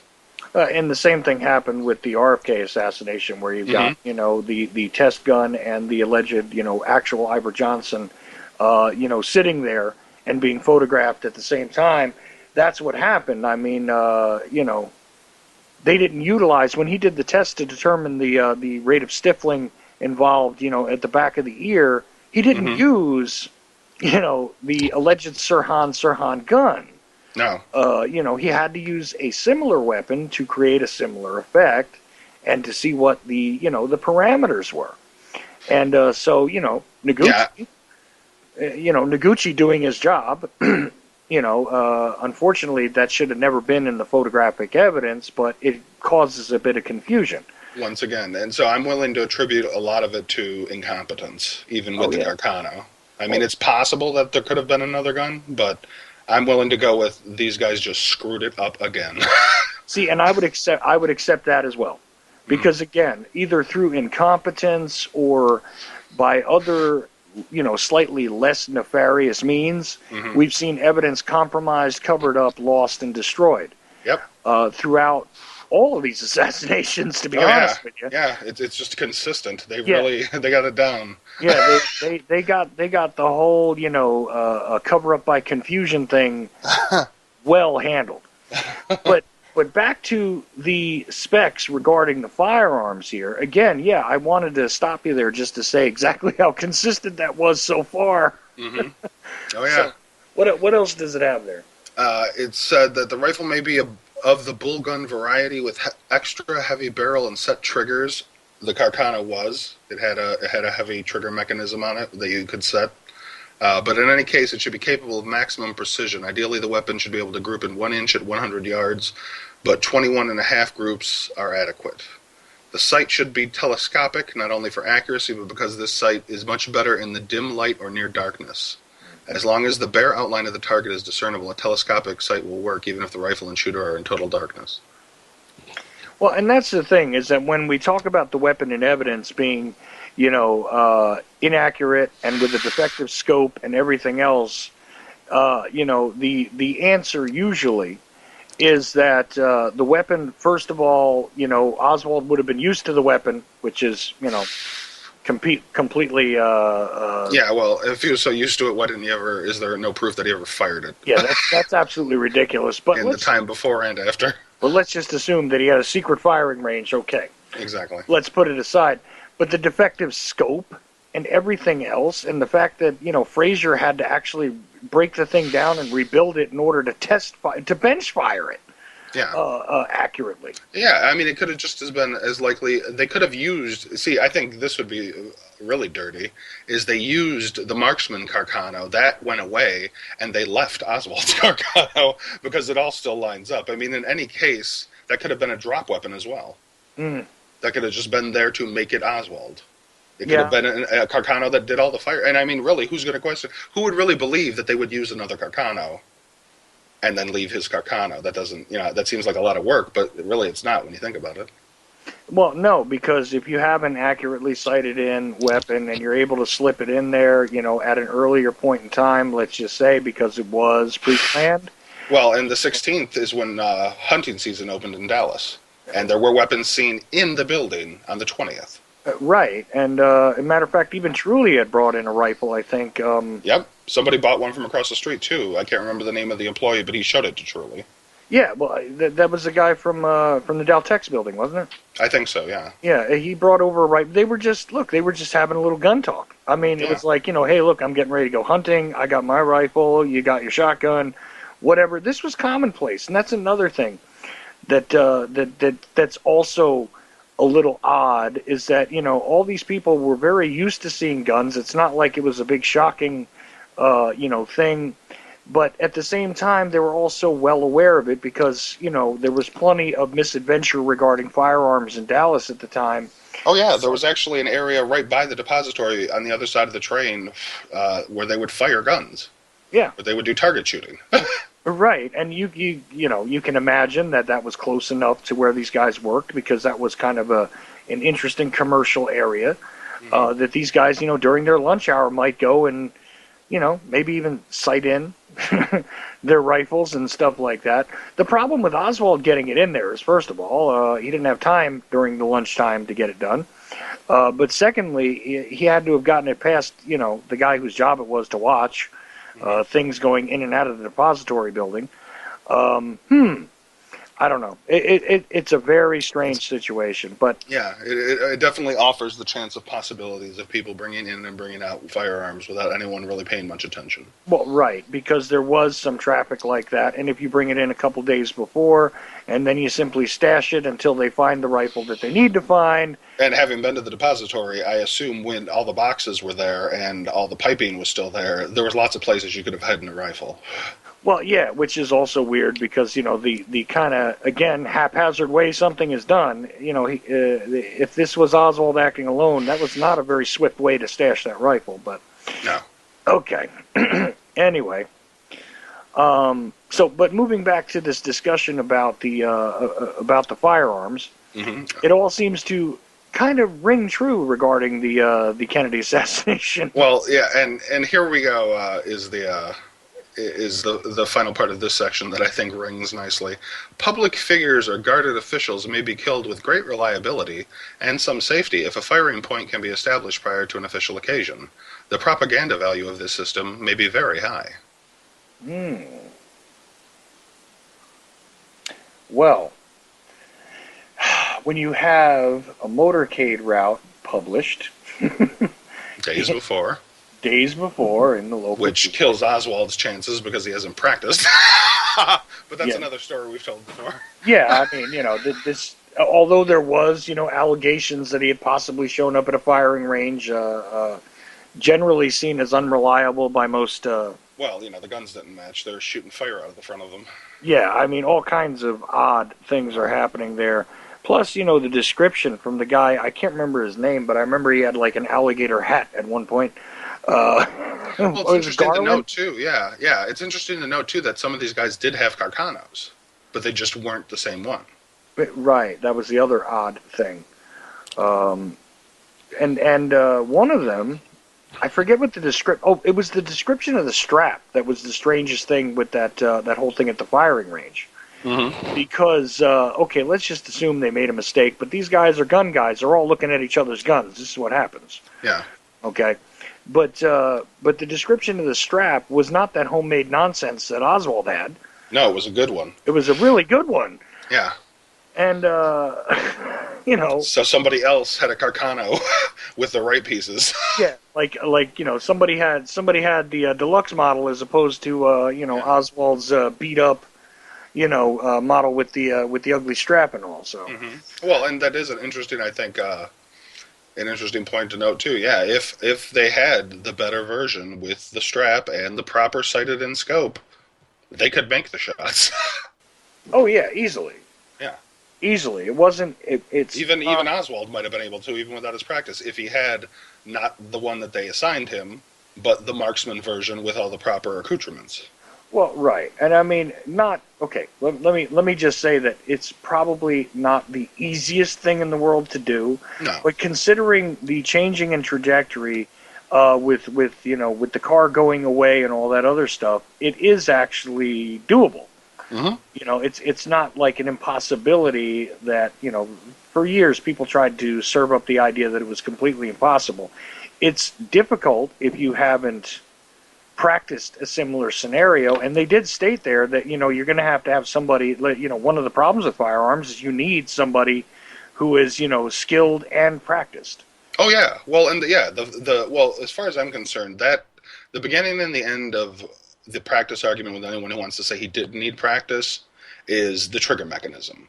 To accurately fire the Carcano requires, and this is from experts, among them LP Breesney, you have to have firing practice with it to accurately use it, or else you are going to take extra time that Oswald did not have. Right, right. Even if you try and stretch out the shooting solution to, you know, 10 seconds, give them 12 10 seconds. seconds, Yeah. 12 seconds, you still got a problem. Yeah. Because of and also the window, even you know, here's where they start introducing, well, the limo stopped, but the window of time that he had Mm-hmm. from first shot to last, no matter how you play it out, would not have been feasible. I mean, and I've seen marksmen who have done demonstrations to say, look, it can be done, watch, bop, bop, bop, bop, bop. And they do it really quickly. Well, on standing targets. On standing targets, right. It is possible to do that, but remember, this is a guy who has practiced with the gun. Exactly. This is a guy who's very, you know... more qualified than Oswald, far more qualified. Oh, absolutely. Yeah. And, you know, look, what do you want to say about that? I mean, it's just... Well, it is also... what it is. yeah, and I think it's just basic reasoning. I've gotten into tons of arguments before with people. It's basic reasoning. If you look at Oswald's firearms record, in 56, he's good. In 56, he's undergoing a lot of training. You know, he's probably at the top of his game. It's all fresh, and he's doing great. In 59, he's not that good. And then you give it another few years of nothing, and occasionally being made fun of in Russia because he barely ever goes and uses his shotgun, to where he comes back here with some more no practice, except for Morena's accusation that he was dry firing the bolt on the screen, you know, and then you've got ridiculous claims of George de Mohrenschildt's wife that he was shooting leaves in the park that no one can substantiate. That really, he was just firing a gun off in the park and no one said anything. Anyway, that's bizarre. That is a bizarre thing, and it didn't happen. It is funny though, because, you know, the stories do sort of vary regarding Oswald and his hunting club experience in Russia. Yeah. You know, in Minsk, Belarus, whatever. Yeah. I mean, they went away at one point to do that too. But nobody that I've ever, and I've spoken to more than one Russian, or, you know, more than one former Soviet citizen, I should say, about this. None of them report that this guy had any sort of, you know, firearms skill. Like, yeah, I mean, I was trying to think of the best way to put that, but it's just like he just didn't have any sort of a really presentable kind of skill set regarding firearms at all. I mean, when it came to loading, He shot himself. and His he first did that. court martial was for shooting himself with a pistol. I told that story on James Corbett's radio show like a couple of years ago. And he almost didn't believe it because he had Yeah. brought up his medical record, and you know that thing that he had gotten, gonorrhea in the line of duty. Yeah. The line of duty. It's true. That's on the record that way. No. Yeah, I know. But I mean, it's funny. It doesn't necessarily mean okay. And I have gone along with for many years the idea that that means that maybe he had received some sort of intelligence training. Mm-hmm. That would make sense that you could get gonorrhea in the line of duty. Yeah. But I've softened my position on that in recent years because I have seen the absolute ineptitude of military record keeping when it comes to exactly. They do screw things up, as we both know. And they screw things up sometimes intentionally and sometimes unintentionally, and that almost speaks to me like an unintentional thing. Yeah. That could have even been a joke. It could have been a joke, or it could have been just passed along. Like, I don't want to get you in trouble. This is what you have because that's what the tests say. But let's just say it was in the line of duty. Nobody will pay attention. And you know what? Maybe it wasn't because one of the boxes wasn't checked for any sort of problem. So the hell with it. Yeah, exactly. So I love the first court martial where he shoots himself because it just destroys all these super spy myths that people have tried to make about Oswald. He is not James Bond. Oh, I know. He is not an intelligence. He is not an experienced intelligence asset. He at best is a patsy that was used on a few programs as a traveler. Right. He's not anyone of consequence. He was not involved in the Castro plots. He had absolutely no idea what was going on. Oh yeah. In my opinion, I mean, as far as he might have had some knowledge of the plot later on, if you want to contend his complicity. But as far as all these programs and things going on, he was not in the know. He was just a pawn. Yeah, absolutely. And I do crack up when people try and ascribe the James Bond like skill set to him. It's hysterical. Yeah. Show me the movie where James Bond shot himself. Maybe it'll come out next year. From Russia with Love, the Reload. He goes back in time and talks to Oswald. But does and here's a funny thing too is that I was trying to figure this out years ago before me and Lee came out. With the Judith Baker story is since she's having all these rolls in the hay with him, how she describes the scar from him shooting himself. Nice. Well, if you notice, that's not in her books. She doesn't mention Oswald shooting himself because that shows how incompetent he is. Well, that would be a show of incompetence, but it would also make her have to actually describe the scar. Exactly. Well, that is a good one. Maybe we should ask her. Maybe in the next one. Oh, we'll put out a thing to the callers if someone wants to ask her. What does Lee's scar look like? Which leg and how does it look? Yeah, exactly. I just tipped my one of my 5 questions. I have 5 questions that if I could get Judith Baker to sit down with me for 10 minutes, I have 5 questions, and that is one of them. Be the quickest debunking session. That's it. I if she can survive those 5 questions, I'll apologize for every single thing I've ever said.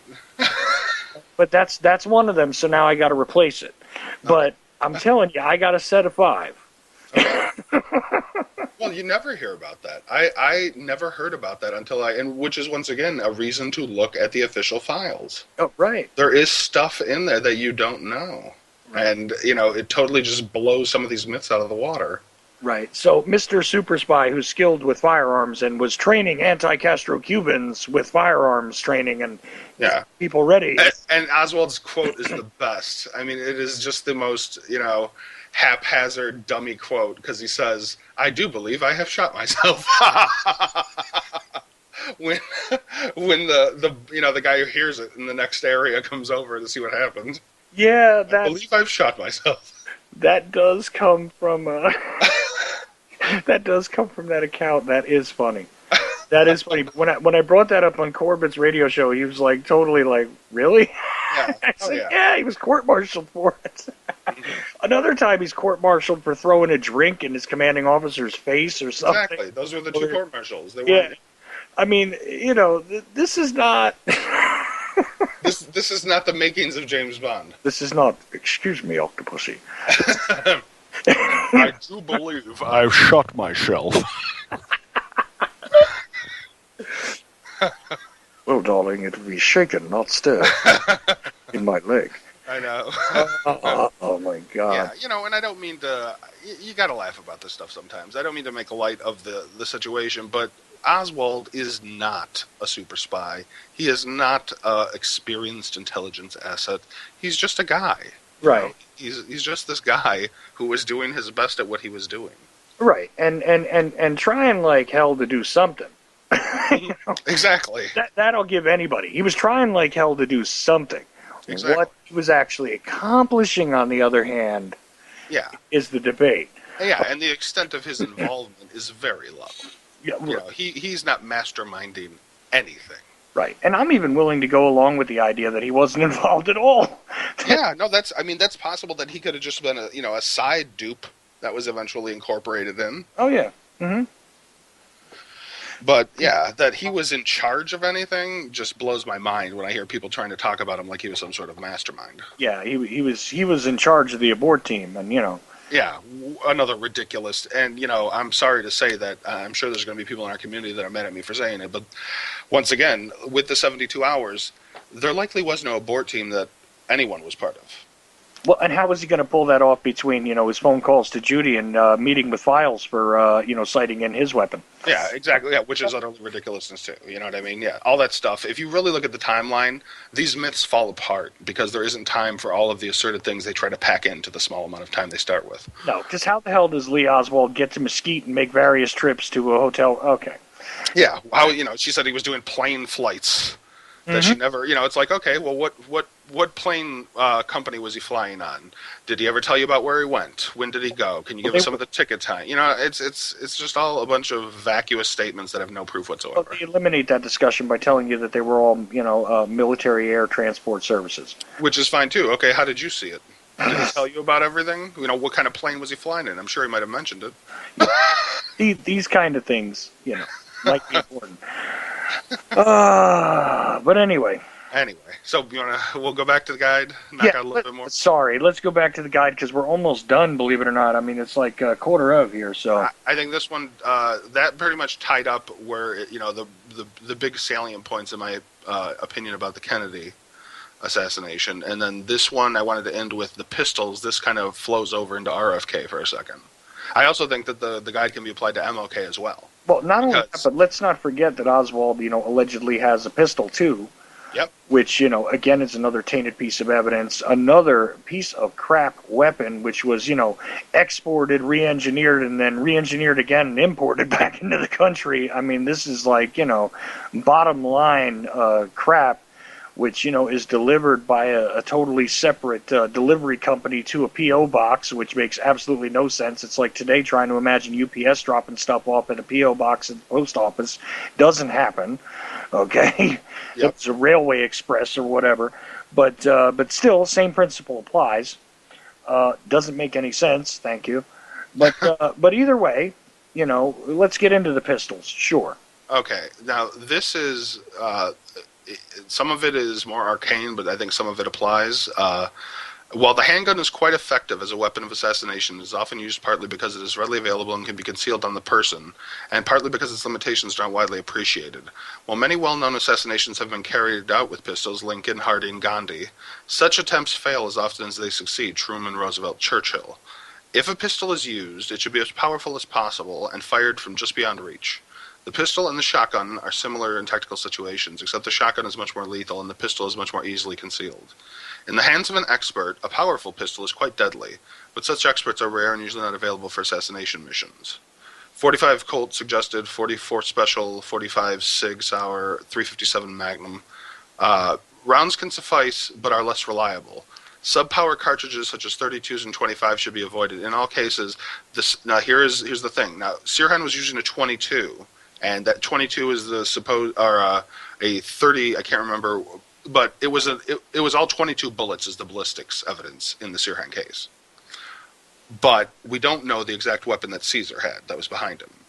But it says 4 pistols. In all cases, the subject should be hit solidly at least 3 times for complete reliability. Mm. How many times was Kennedy hit? Oh, Bobby was hit 3 times. The back, yeah. Mm-hmm. In the back, the shoulder, the head. 3 times. Close range. Now, as where 122 might not be lethal, imagine if you're firing 2 in both directions. Mm-hmm. That's absolutely true, and I'm not exactly sure what Caesar was carrying. No one I mean, knows. No one knows. He said it was a 30. It was 38, a I think. 38. Yeah, it was a 38 special. Right, which would be quite effective at the range he was at. Exactly, and like we can go into, it doesn't necessarily need to be augmented bullets. It could have just been a 22, and he changed guns. He was allowed to leave a few times without anyone with him. He was able to go to his car to get things. Well, right, and there was also the complaint about him leaving the door unguarded at the, in the pantry area. Yeah, the colonial room. Right, for the colonial room, exactly. And there was a whole thing going on there. Well, the head of security said that he ordered all of the guards that if anyone goes near Kennedy, they cannot be armed. So Caesar not only went in defiance of being armed, but he walked Kennedy by the shoulder when they entered the pantry. He was never assigned to Kennedy. Right, he was just auxiliary added on. Mm-hmm. Last minute. Yeah. Another weird thing there. Yeah. But of course, and for people that talk about, well, how close was Caesar and everything else? Well, right behind him. He had his whose elbow. Whose tie was that on the floor? That was Caesar's, exactly. Which Kennedy pulled off while he was falling. Yeah, Caesar had Robert Kennedy's elbow when they first went in, and Euchre had Kennedy's wrist, his left-hand wrist, guiding him through. Right, exactly. And this leaves very little room, for well, gee, what if somebody had gotten in the way? He had unfettered access that he wasn't supposed to have, and he had a firearm too close to him. It was the only one. The only other armed person besides Sirhan in that room. People like to say, well, multiple security guards have guns. That's true, but not until Jack Merritt came in after the shooting was done. So only Caesar's in the room besides Sirhan with a gun. Right, and that's what we know of because, to be honest, there's no real accounting for whoever else could have fled that room during the time that Greer is on top of Sirhan. Yeah. Well, we know Michael Wayne tried. Oh, yeah, no, some people tried and got stopped, but I guarantee you there were people that made it out of there in the initial scuffle. Oh, yeah. Well, no, there was one guy that talked about that. One of the things in the book that I'm going to put out is there was a witness who was unidentified who told one of the other witnesses that he had multiple helpers. I have, my contentions that maybe Wayne was a distraction, whether he was purposeful or not, and that's, something worth discussing. But Wayne, once again, caused a lot of, kind of like the epileptic in Dealey Plaza. There was, there were just weird things that how many coincidences can we pile on top of each other until we start to believe that maybe at least one or two of the strangest things. Yeah, just enough to loosen up the situation so the possibility could be there. Confusion, yeah, just a little bit of confusion. Create some confusion so that, serious streamlined investigation becomes, a near impossibility. Mm-hmm. So listen, in the last couple of minutes, let's talk about Neapolis Media Group. Okay. And of course the book you're working on and all that. I want to get that out there one more time. I appreciate it. The book I'm working on is Two Princes and a King. It's a concise review of the John F. Kennedy, Robert F. Kennedy, and Martin Luther King assassinations, using primary evidence as 80% of the sources, and media evidence is the rest. Trying to get as much of the primary evidence as I can, hoping that one day I and Chuck and Rob and other people who are interested in the community can get a preponderance of evidence to actually do something to change these cases. Because I know a lot of people want to reopen the cases. I know people want to change things. But it's really going to take us, in my opinion, putting together a preponderance of their evidence to disprove their claims. Well, right, and a definitive collection is going to be necessary here because, there are various people out there that have, latched on to singular pieces of evidence which are of interest, but they have ever after sort of built Just on that piece. Just on that piece. And, Exactly. although it's a nice cornerstone, it does not make a foundation. Exactly. You've got to keep adding the new evidence, and you've got to realize that there's always going to be new evidence. Yeah, almost always, because we still discover unknown photographs and unknown things that were buried into the wrong areas, and Yep. and the King assassination has a great many files that are still being withheld. Mm-hmm. The RFK thing is a Whatever disaster. wasn't destroyed, yeah, was probably still withheld.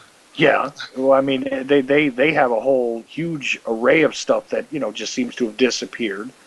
So it's not just the JFK situation; it's all of it. Mm-hmm. So yeah, no, eventually, I'll be coming out with more details on it. But we are in talks. Myself, Chuck, and Rob, and other researchers are in talks about a primary evidence project of some sort, where we're going to try to make a central place where people can go to help in their research, recommended areas that'll feature all of our stuff. That more coming on that, but you can see information at tpaak.com or at Neapolis Media Group. It's NEAP, capital NEAP, capital MG. Facebook.com, NEAPMG. You can also see my CAA Savastano writer page on Facebook. YouTube, we have a Neapolis Media Group YouTube channel and a Google Plus channel that you can check us out at. We have links to Chuck's work, Rob's work. We have links to other great researchers that also work with us at NEMG. Trish Fleming, Zachary DeGendro, Dennis Morset, Charles Cliff, Matthew Schulfel, all of our names are up there. I don't want to forget anyone. My resident historian, Todd Nagel. There's a lot of good people, I think, that are coming together from both sides of the debate who are hopefully out there trying to get the evidence to the people and not worry about these myths and not worrying about politics. Absolutely, and of course, Dennis Morissette, by the way, put up some interesting stuff, some interesting footage of things not too long ago on YouTube. You can find us on a lot of different platforms. Mm-hmm. You can find Rob on Spreaker. You can find Rob on Weebly. We're hopefully going to be joining him on all those things. Rob's on iTunes too. We got to catch up. Yeah, well, iTunes gave me a problem getting things uploaded, so I've been having issues. Otherwise, I would have put a great many shows up through iTunes. We'll deal with the Apple people. We'll figure out a way. Yeah, I got to figure that one out. But anyway, so we're just about to run out of time, but I want to thank you for joining me tonight. I know we didn't really plan out this conversation or come up with a real seriously salient point of discussion for tonight, but I think we covered some interesting ground anyway. Yeah, I hope everybody enjoyed the talk about the assassination guide. It's definitely a subject that your show and Rob's show are the only two shows I've ever even briefly discussed it on, because a lot of people, they either don't want to talk about it or they don't understand it as an arcane document with the connections. Well, right, and it's all relevant to a whole lot of pieces of history. I mean, like we talked about earlier, there are all of these sort of understudied situations that have occurred regarding the intelligence agencies. And, for people that say, look, it's ancient history, why not move on? Mm-hmm. Let's keep in mind that, we now live in an age where an American citizen is legally eligible to be assassanated. And what do you think the documents look like now? Exactly. What is the latest version of this? Yeah, guaranteed this thing did not completely go away. It never does. It never does, right. The OSS, which transmorphed into the CIA, which, has transmorphed into this integrated, interlocking system, with the NSA now, going far beyond signals intelligence and everything else. I suppose a progress, though, the Congress is now, we're at least at the beginnings of the possibility of the NSA program is getting shut down. Congress passed that, at least. The House did. We'll see if it goes through the Senate. But see, I have that suspicious mind that says... I know. It's probably not going to happen. Like I told you, I'm an optimistic pessimist. Well, I want to believe. Even if it does happen publicly, though, Carmine, it's they're still going to do what they're going to do. Yeah, well, yeah. I'm never going to really... I just, the whole copying of the internet was my problem.